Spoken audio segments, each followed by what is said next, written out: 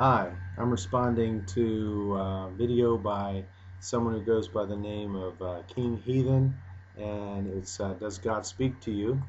In the video, it was asking whether God ever speaks to you in an accent or whether God uses words that you don't know. Um, well, let's see. In my experience, I've had I believe there have been times the Lord has spoken to me. I don't go walking around all the time and every 5 seconds hear a voice, but the way I hear is not. It doesn't have any accent at all. It's words and concepts and thoughts that come to me that I perceive as coming from the Lord, and the way works for me or has worked for me a lot of times is if I'm praying for somebody, I'll get some specific things to pray for about that person, and sometimes I'll say, "Wow, how did you know that?" Like I was praying for this guy one time who I'd met once or twice. He went to the same church, and I was praying with him, praying for him at kind of an altar call kind of thing for people who needed prayer at a church retreat. And I prayed. He's from India, and I started praying about his ministry and his life here in the United States, and then I started praying about his stuff in India, and just prayed whatever I felt like the Lord was putting on my heart. And I prayed for the Lord to bless him with a car for his family. And later he asked his wife, I found out if his wife had told my wife that they had just gotten to know each other, and whether she had told her that they needed a car, and she hadn't. But anyway, he was telling me that his car was on his last legs, and they were trying to find a car. And he said I would pray about the things that he was praying about silently while he was up there praying, and I would pray about the same things out loud.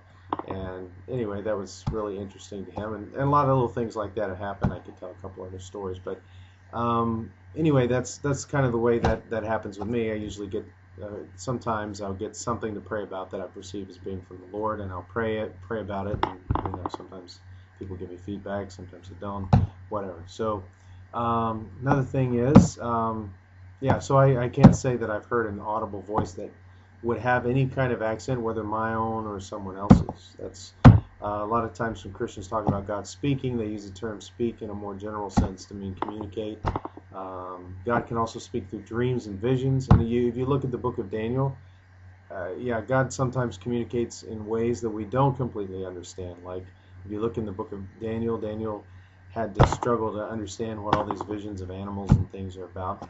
And yeah, I've had times in dreams that I believe were from the Lord where people talk with accents, or there are things that I didn't understand, and that happens a lot. As far as God speaking in audible voices, I've known of people who say that's happened. I met with a billionaire one time. I didn't know he was a billionaire at the time, but he was a businessman in a Southeast Asian country, and had dinner with him one time, and we were talking about he supported a certain Christian charity, and me and my wife were over there praying with him, and he said that God would speak to him audibly at different times, and he'd heard, but I didn't ask him, did God have an accent or whatever. And as far as the little tangent you went on about the Tower of Babel, if you read the passage, there's a reason that God confused the languages. Mankind would have been capable of doing all kinds of things that God didn't want mankind to do if mankind were in unity and spoke the same language. So in the passage you can read that the reason why God confused the languages. And if you think about it, there are a lot of evil things that mankind could have done united. We've done enough bad stuff divided up, but perhaps things would have been a lot worse. We would have done a lot of worse things if we were all united under one kingdom or one government. Anyway, so those are some of my comments on that issue. And yeah, so anyway, as far as just to summarize here, yeah, when I hear God, I don't hear any kind of accent, my own or my own voice or any kind of voice. It's thoughts and concepts, and the Bible actually breaks down, talks about different gifts of the Spirit. There's prophecy, there's a word of knowledge. Maybe you could ask somebody who has a gift of prophecy how they perceive it. I suspect you're not really taking. I don't know if you're really taking this stuff too seriously, or if you just think everybody that hears God is just a bunch of quacks or crazy people.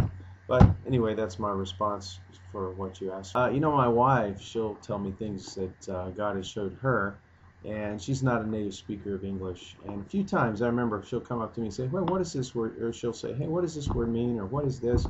Like she didn't know what a F-16 was. And she said, you know, God told me something that this is going to happen with F-16s. So anyway, yes, sometimes she'll say God told her something, and then she'll ask me for what the vocabulary words were. So yeah, that does happen to her sometimes. I haven't ever had that happen to me. But I wanted to comment on what you said about what was it? Oh yeah, that people don't understand because the translation is different. You know, that may be a problem that things are mistranslated and it creates difficulty in understanding. I'm not saying that doesn't happen. But certainly as a Christian, I wouldn't say that's the main reason there's misunderstanding about the Bible.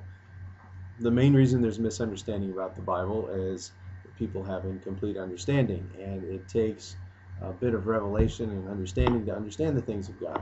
The things of the Spirit are spiritually discerned. The things of God are spiritually discerned. And as Christians, we all have, you know, we get little bits and pieces of understanding, and there are areas where our understanding is weak and or lacking. And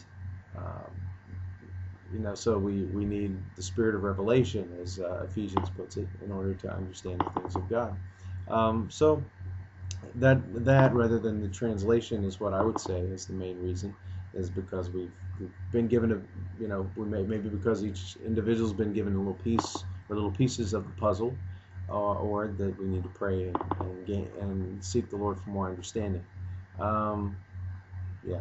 So those are the comments I wanted to make for my part 2 of this video. Thanks a lot.